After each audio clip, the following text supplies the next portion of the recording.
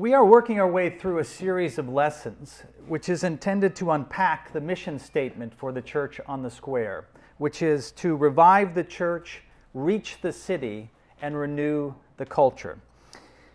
However, given that yesterday was Independence Day, it seems appropriate to pause the series for a week in order to consider the Christian idea of freedom. Darren mentioned a rally that I spoke at yesterday, and I gave a 5-minute version of this sermon at the rally, and so this is the extended version of that.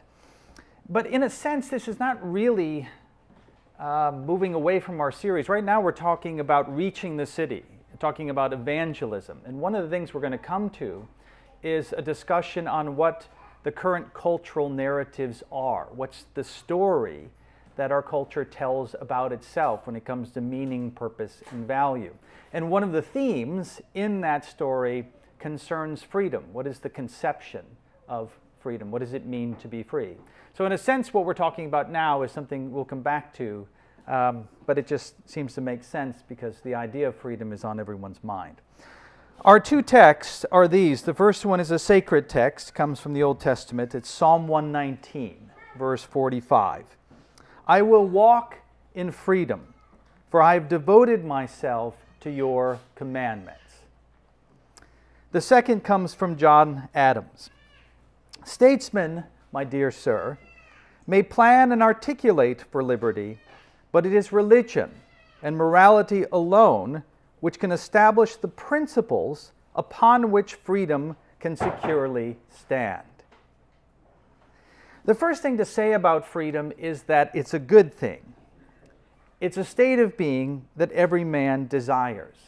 In other words, you're never going to see someone marching against freedom. You know, what do we want? Less freedom. When do we want it? Now. That's not something you're ever going to see. And such a protest would be self-defeating anyway, because if you think about it, by boycotting, one is exercising the very freedom he's trying to express. There seems to be something essential about this idea of freedom. The real question then is not if freedom is preferential, but how does one define true liberty, especially given the many erroneous concepts of it which have emerged in recent history.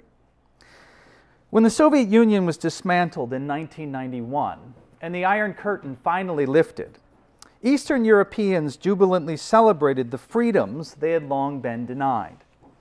However, some of the first liberties to be exercised in those formerly communist countries were indulgences in pornography, in prostitution, in drug abuse, and organized crime. The question is this what true freedom consists in? Having the opportunity to give full vent to your most debauched desires? Is self-destruction, in other words, where freedom from tyranny is supposed to end? Most of us, I assume, would reject such liberation, viewing it to be what it really is, the replacement of one form of bondage for another. And yet the Hobbesian view of liberty, the idea of liberty that comes from Thomas Hobbes in a book that he wrote called Leviathan. It might be a book you had to read in high school or maybe in college. In that book, Hobbes' view of liberty is a limitless one. It's the idea that one isn't really free until all restraints have been lifted. And it seems to me that this Hobbesian view, or at least a version of it, is the one that is orthodoxy in America today.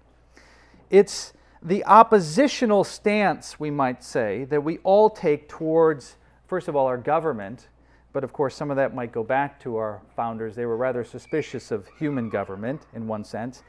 But really, it's an oppositional stance that we take against any form of restriction, including even divine restrictions. Fantasy novelist Phillip Pullman, in his book The Subtle Knife, gives expression to this revulsion of restrictions, in at least the religious sense, by putting the following words in the mouth of a sympathetic character. I know whom we must fight. It's the church. For all its history, it's tried to suppress and control every natural impulse. That is what the church does. And every church is the same. Control, destroy, obliterate every good feeling. any organization today that attempts to limit this absolutist notion of liberty, the freedom to express apparently any desire, is viewed as tyrannical, and it's met with robust resistance. Even the laws of nature seem to be in our culture too restrictive, because there's many people who argue things like gender being non-binary. So at least for the man on the street, there is a divide, that there's a sense that freedom and restrictions are opposed to one another, that restrictions are always enslaving, regardless of the form they take. Now, what underlies this late modern version of Hobbes's liberty is an approach to identity formation that some have called expressive individualism, which is to say that there are actually two kinds of freedom, two kinds of liberty. There's the negative kind, which is a freedom from restrictions, freedom from tyranny. But there's a second kind, which is a positive kind, which is a freedom not from, but a freedom to a higher level of being. This is a freedom of self-mastery, a freedom of human flourishing. It's a freedom of virtue. And how this works is that your view of positive freedom is what underlies and gives birth to your view of negative freedom. And so your view of positive freedom is essentially your story about the good life. It's the narrative that you tell that with regards to how does one flourish. What is human flourishing? It's the vision, we might say, of the good life. And depending upon what vision you have of how you define human flourishing, that's then going to dictate what kind of negative view of freedom you put forward. In other words, it's a narrative of what real freedom is that then undergirds the restrictions that you are going to apply, or maybe you're going to say you shouldn't have any restrictions like many people today say. Let me try to illustrate that relationship about how that positive freedom, the vision of the good life, gives birth to and undergirds what restrictions we pick, by giving you a couple of examples. The freedom narrative of traditional societies is one of self-denial, as one sublimates his own personal interests for the good of his community. And probably the quintessential example of this comes in the great figure of Aeneas, which is in Virgil's epic narrative, the Aeneid. That might be another book you were forced to read in high school. If you were, you should consider yourself privileged. But for Aeneas, honor and glory is to be found not in giving full vent to your desires, but rather in sublimating them for the good of his community. And thus the great character arc of the Aeneid is a struggle of the hero to embrace his sense of pietas, his sense of duty, his life of sacrifice, which he owes not only to the gods, but also to his family and his descendants, and by extension the future people of Rome. In contrast, our freedom narrative in the West is not self-denial, but rather self-assertion, which, as sociologists point out, is not just different, but it's actually opposite. Rather than looking outwardly to determine one's place in society, the modern approach to identity looks inwardly. Today, identity comes through self-expression, through the autonomous discovery of one's most authentic desires, and then being courageous enough to express those desires and to become one's true self. You know, Kirby the elf doesn't want to be an elf, right? He wants to be a dentist. And to deny this genuine desire is the most grievous of sins today, we are continuously told. I mean, just pay attention to the hero's journey in any, or almost any, Disney movie, right? Follow your heart. It's the compass that will lead you to your true north, right? You be you is the idea.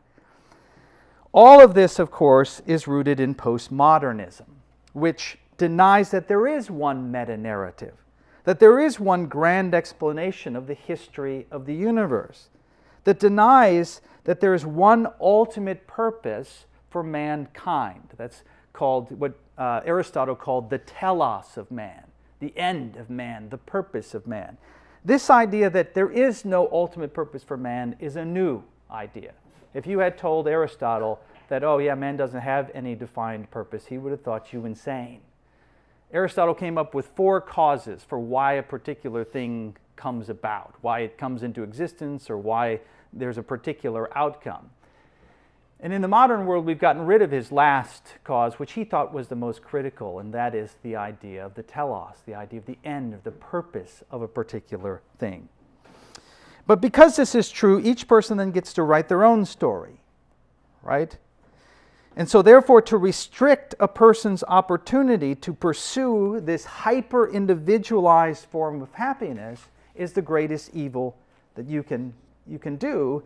It's the very height of villainy, because you've robbed them of their greatest good, their one opportunity to express their true selves. By the way, this is often why we are obsessed with the language of journey, right? I want to know about your journey. Tell me about your journey. And we're less so obsessed with the idea of the destination, right? And because what underlies a lot of that talk is that the destination doesn't really matter. It's about the journey, as people say. But of course, if there is no destination, then it's not a journey you're on, you're just wandering around in the wilderness, right? It's ultimately about the destination, not the journey. Not to say the journey is not important. This postmodern view of liberty is also deeply influenced by the writings of Isaiah Berlin. Berlin was a British political theorist. He was not a postmodernist, but he was writing during the Cold War. And Berlin was rightly suspicious of government imposing positive freedom, which is to say of the government adopting a particular vision of the good life and then imposing that on people so that they also could be free. This is what Lenin tried to do in Russia. It's what Mao tried to do in China. And this is accompanied with, of course, this Marxist idea that people are merely products of the world that they live in. There is no self-autonomy, there's no self-agency in the Marxist view. So whatever society you create, that's then going to create the particular society or the particular people. If you want good people, get rid of, if you have a bad society, just start from scratch and build a perfect society and you will have perfect people. The bloody 20th century, of course, testifies to the kinds of horrors that these failed utopian visions could produce. And so Berlin's idea was to leave the pursuit of happiness up to the individual entirely.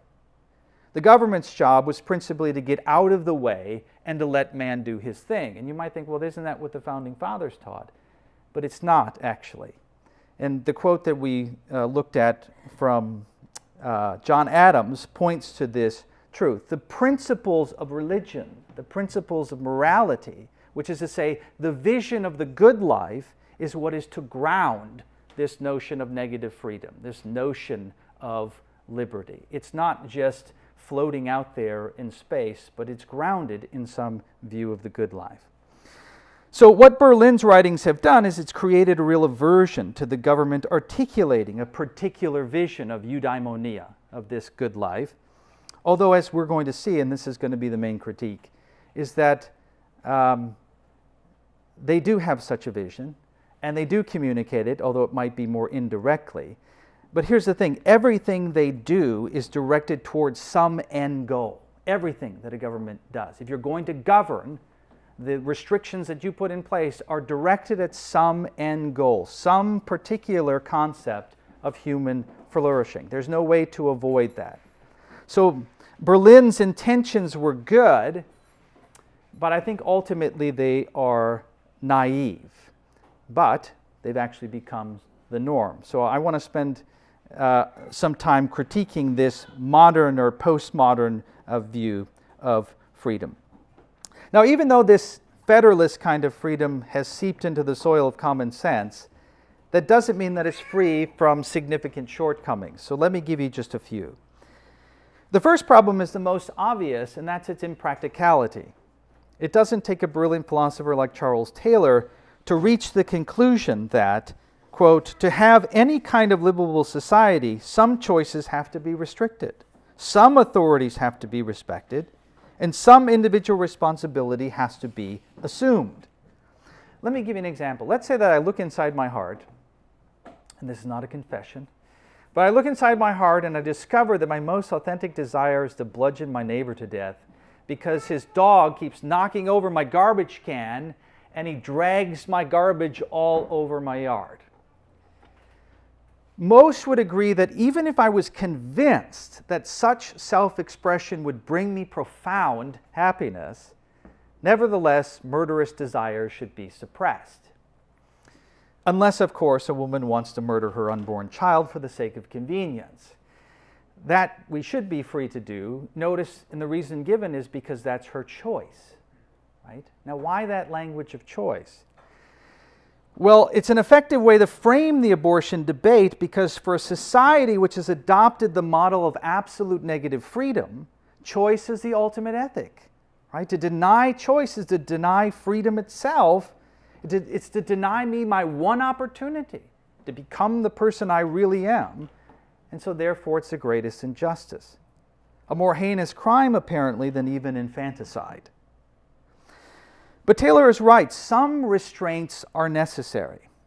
But this creates a tension, then, in the late modern mind. And you see it with people who are on the political spectrum who are progressive. You see it on the side that are conservatives. I'm going to offend everyone. But it seems to me that for both sides, there seems to be, on the one hand, a demand for freedom from all restrictions, right? For the government just to get out of the way.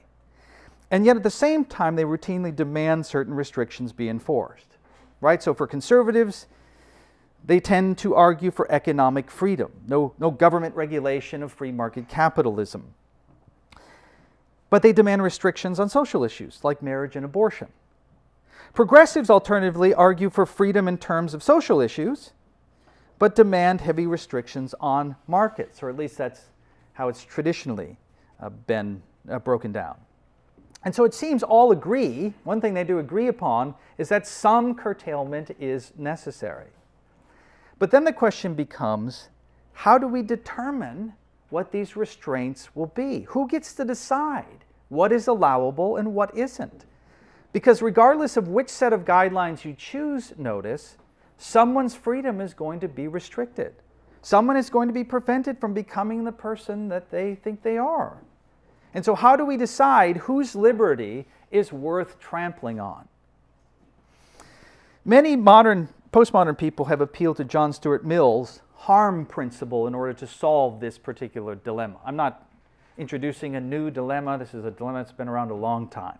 But many people look to this harm principle, and you probably don't know this comes from John Stuart Mill, but you've heard it before. And so the principle is this: listen, you can do anything you want as long as you don't harm anyone else. That is to be the overriding principle that makes the determinations as to what's a restriction and what isn't. Charles Taylor summarizes it a bit more pointedly when he says, "No one has a right to interfere with me for my own good." Right? There's the Berlin-esque idea, right? That no one has the right to tell me what my true north is. But then he goes on to say, but only to prevent harm to others. So the harm principle appears to make freedom of choice into a self-correcting absolute. According to the argument that's normally made, a society does not need to lay down any moral principles, right? It can remain value neutral, because that's what we want. We don't want to tell people how to pursue happiness. So the culture is able to remain value neutral as long as we just adhere to this one principle. Again, we're trying to avoid the imposition of a particular view of morality, a particular view of human flourishing, of telling people where their true identity is to be found. But here's the thing, or at least one thing, is that even if there is just one value which is objective, like that it's wrong to harm others, right? Then the idea of moral neutrality goes out the window. Then we've introduced morals, and it's hard then to make an argument as to where we're going to stop. And it never stops there. It never just stops with this sort of generic harm principle. It always continues on. But even if you just have one objective moral that's governing things, then you've broken. It's no longer value neutral. But think about this. On the other hand, if this regulating principle is not objectively grounded, if it's relative, right? If it's just merely a social construction, it's just something we're making up that we're going to agree upon, then I don't think it's actually morally enforceable. If it's just a matter of societal preference, in other words, then the most we can say of someone who flouts the social contract, if we just get there and say, we're going to make a contract and say, these are the rules, and this is how we're going to govern things, the most then that someone can say about an individual who flouts that contract is that he's acting unsociably. That's it. Like belching in public. Therefore, murder isn't wrong in this system. It's just a social faux pas, like wearing white sweat socks with a suit. And we don't punish people for dressing unfashionably because such behavior isn't immoral. Punishment is tied to it being immoral, the behavior. That's what justifies punishment. So this kind of relativism then means throwing out the notion of retributive justice, which, by the way, there are many people advocating for, because it's not consistent with a relative morality. And there are many other concepts that are part and parcel of our legal system which also would have to be set aside. I mean, just because you've made a social contract with each other doesn't actually give you the moral authority to impose those restrictions on someone else. Just as an aside, this truth is leading more and more atheists, people who deny the existence of God, to search for a non-theistic grounding for morals because they sense this weakness in moral relativism. And this is true particularly among those who affirm Western civilization's founding ethos and see it being chipped away by postmodernism. The difficulty, of course, is finding a way to ground morals like in reason that is coherent. As we said last week, Immanuel Kant tried very hard to do that, and he failed miserably. One of the symptoms of the disease of moral relativism is the present impotence of moral discourse. This is one of the ways we know that moral relativism is operating under the surface, is the fact that we can't seem to make any moral progress. Alistair MacIntyre noted this now almost 40 years ago. He said that the most striking feature of contemporary moral debate is its interminability, meaning not that such debates go on and on and on, although they do, but that they apparently can find no terminus, no end. In other words, there seems to be no rational way of securing moral agreement in our culture. There's no path to moral progress.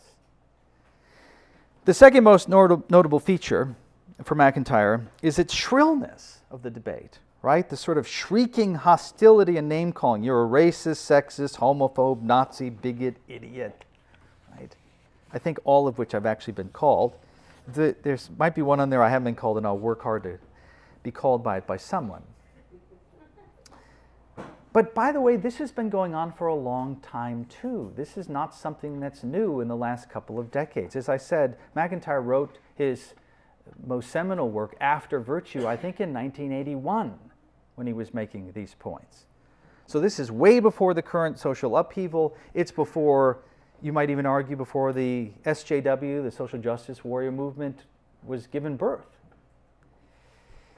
And so the question then that is now really being pressed upon our society and pressed upon the church is this: why is this the case? Why is there a total breakdown in moral discourse in this country? Why can't we make any gains in that? And the question is obviously complicated. The answer is complicated, and there's many factors, but let me share with you just one. It's not just a problem with the validity of the arguments, as is often thought. There are plenty of bad arguments that are out there, and I've been subjected to lots of them. But the problem is actually a little bit deeper than this in some ways. And it's this, that the rival premises of the argument, meaning the statements of moral fact that make up the argument, are such that we possess no rational way of weighing their claims. And that is because the grounding for these moral assertions has been abandoned. So let me give you an illustration, and then I'll quickly move off this point. But I think some may find this very helpful.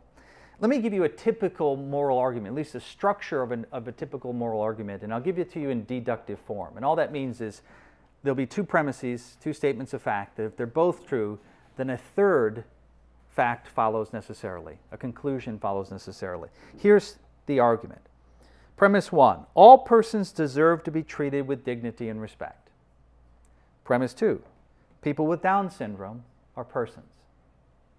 From those two premises, it follows necessarily that people with Down syndrome deserve to be treated with dignity and respect. That's an argument people make all the time. They may not put it together in that syllogistical form, but they make the argument.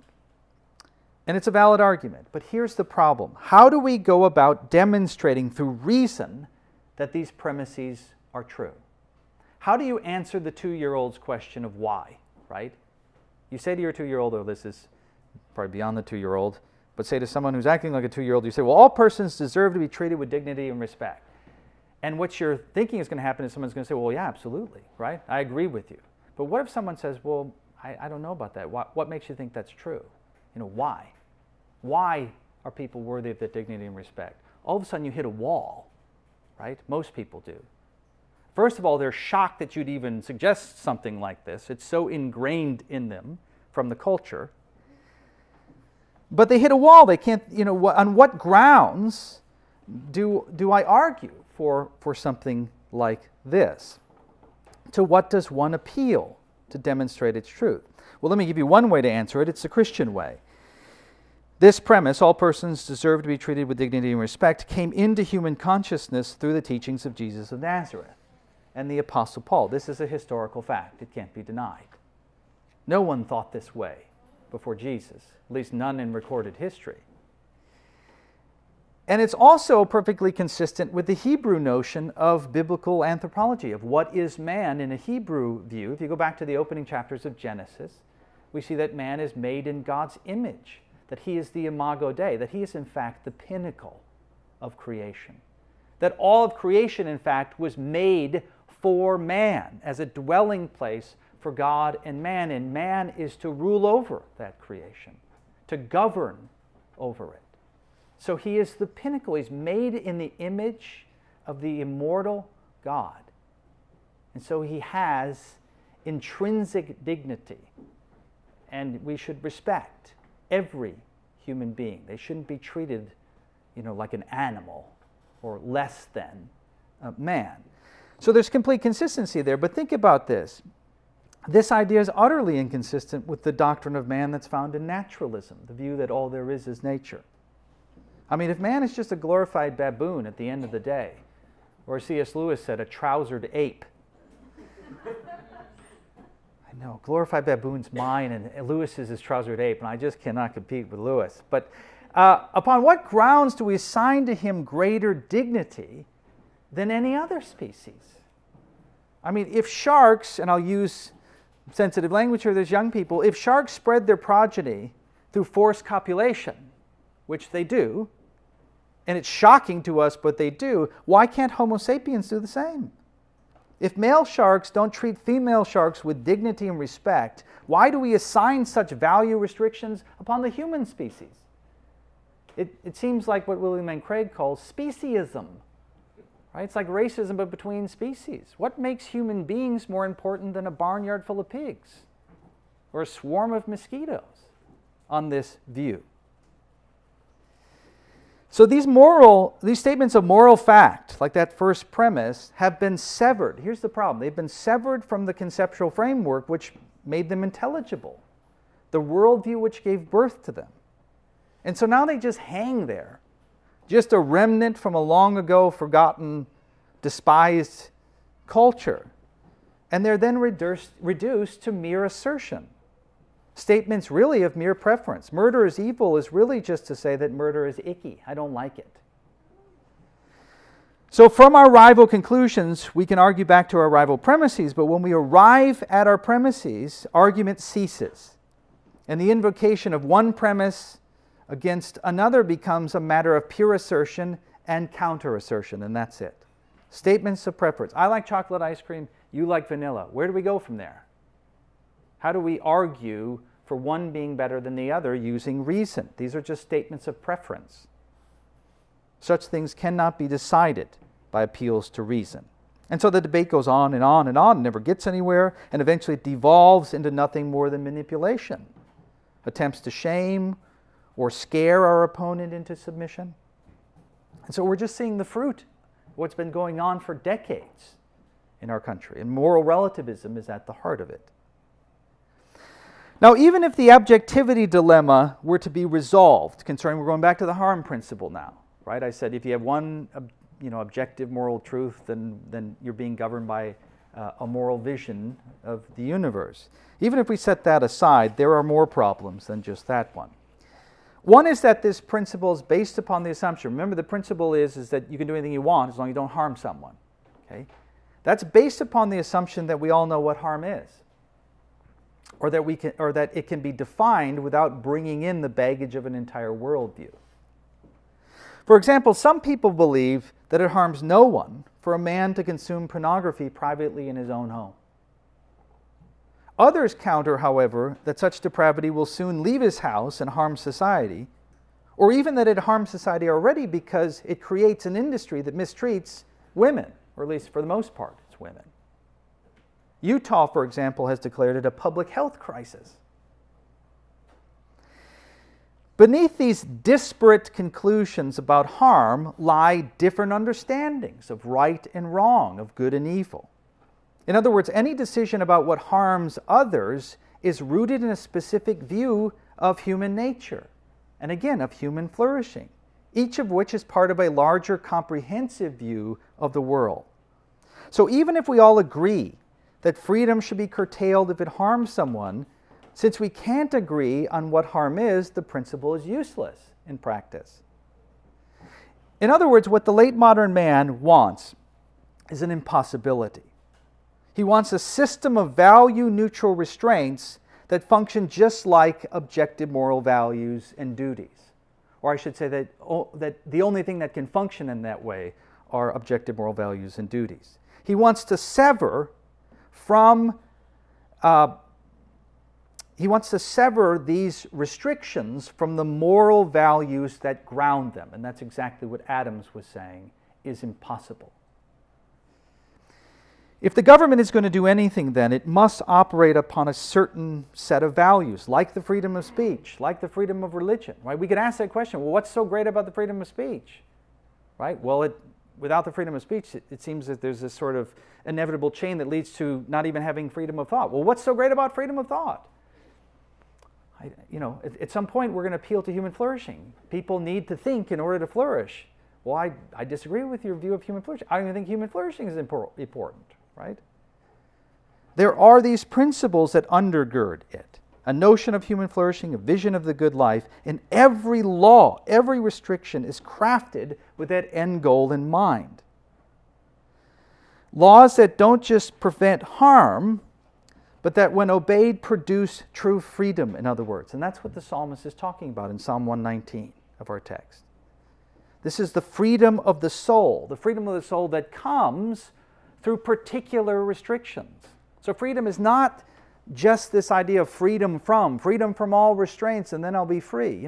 It's like, yeah, let's just get rid of the government, right? Let's get rid of the police. Let's abolish all restrictions, and then we'll be free. That's not freedom, that's anarchy, right?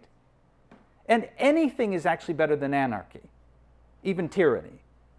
And if you don't believe me, I'll put you in touch with some people in the country of Zimbabwe who are in the middle of anarchy, and their life is horrible.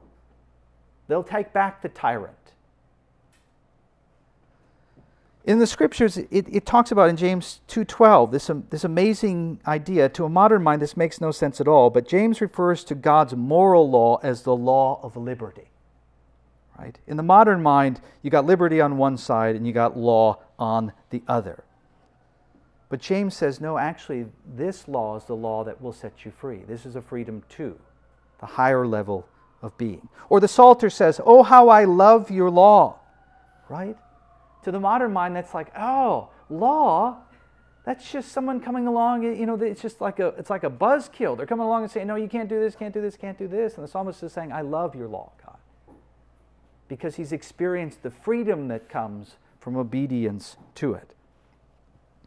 Let me give you a different illustration. Mark Zuckerberg, this is in the news right now, the CEO of Facebook. He's going through this whole controversy about, censoring the content that's on Facebook. Think about it. If you're going to censor hate speech, guess what you have to do? You have to define what hate speech is. You have to develop a standard by which to judge the content. Right? The only way to avoid imposing that standard, right, that positive view of freedom, the vision of what healthy speech is versus hate speech, or loving speech versus hate speech, if you're going to, the only way to avoid imposing that kind of standard is not to censor speech at all, right? Just to stay out of it, which when it comes to Facebook, might be possible. It just becomes the wild, wild west out there. And maybe I'm okay with that. I haven't thought about it too much, but maybe that's okay. But a government doesn't work that way. A nation can't work that way. Nobody wants to live in the wild, wild west, right? But it seems like the trajectory we're on is we're headed in that direction. Finally, let me discuss this idea of man being capable of crafting his own vision of the good life, right? Of determining his own telos, of looking inside himself and saying, which of these desires are authentic and which ones aren't. I think that this is an illusion. I think it is naive. And not only that, I think it's crushing. To say to someone, you've got to look inside yourself and determine who you really are. Determine meaning, purpose, and value, I think is crushing to people. But in addition to that, I think it's just an illusion that we have this kind of capacity. I think that we have to be told. The way we're designed, so we have to be told who we are. But let me give you an illustration. And I got this from Tim Keller, but it helps to really clarify this point. Imagine, if you will, an Anglo-Saxon warrior in Britain in AD 800 who has two very strong inner impulses. One is aggression. He loves to smash and kill people when they show him disrespect. Now, because he lives in a shame-honor culture with its warrior ethic, he will identify with that feeling. He'll say, yeah, that's who I am, right? That's me. And he will express those desires. The other feeling he senses is same-sex attraction. To that he will say, whoa, hey, wait a minute, that's not me. And so he will control and suppress that impulse. Now imagine a young man living in Manhattan today. One who has the same two inward impulses, both equally strong and both difficult to control. Which will he choose to be authentic? Well, he will likely look at the aggression and say, whoa, man, that's not who I want to be. And so he'll seek deliverance and therapy and anger management programs.